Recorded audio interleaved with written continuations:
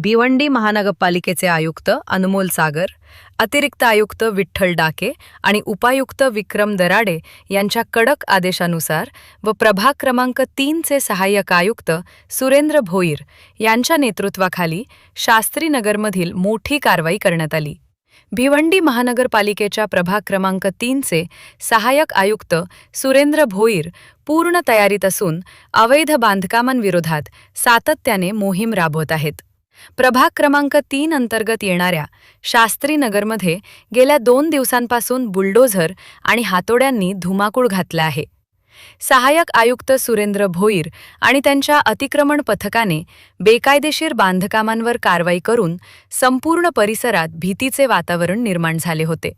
18 मे 2026 रोजी शास्त्रीनगरमधील घर क्रमांक 646 तळमजल्यावर परवानगीशिवाय बांधकाम सुरू होते. माहिती मिळताच सुरेंद्र भोईर आपल्या पथकासह आणि बीट इन्स्पेक्टर संदीप जाधव यांच्यासह घटनास्थळी पोहोचले. हातोडे व इतर साहित्याच्या उपकरणांच्या सहाय्याने ते बांधकाम जागेवरच पाडून टाकण्यास सुरुवात केली.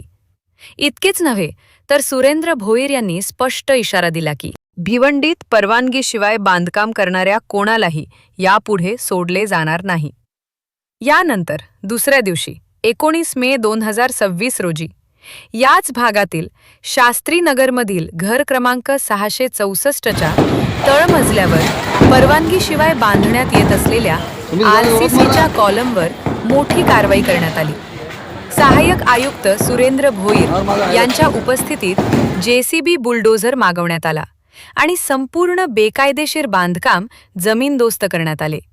आता शास्त्रीनगरमध्ये बेकायदेशीर बांधकाम करणाऱ्या बिल्डरांमध्ये भीती आणि दहशतीचे वातावरण स्पष्टपणे दिसून येत आहे. लोक अशी चर्चा करत आहेत की जर कोणी परवानगीशिवाय एक वीट जरी रचली तर त्याच दिवशी महानगरपालिकेच्या प्रभाग क्रमांक 3चे पथक बुलडोझर घेऊन कारवाई करण्यात येईल. यानंतर कोणाचा नंबर लागेल हे कोणालाच माहीत नाही. आता हे पाहणे बाकी आहे की ही कारवाई सुरूच राहील की बिल्डर मनमानीपणे वागत राहतील आणि बेकायदेशीर बांधकाम सुरूच राहील.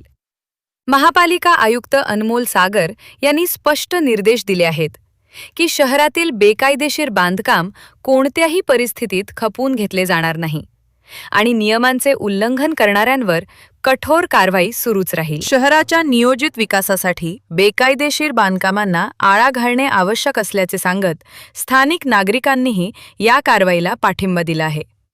सध्या तरी प्रशासनाच्या कठोर भूमिकेनं हे स्पष्ट केले आहे की नियमांचे उल्लंघन करणाऱ्यांवर थेट कारवाई केली जाईल.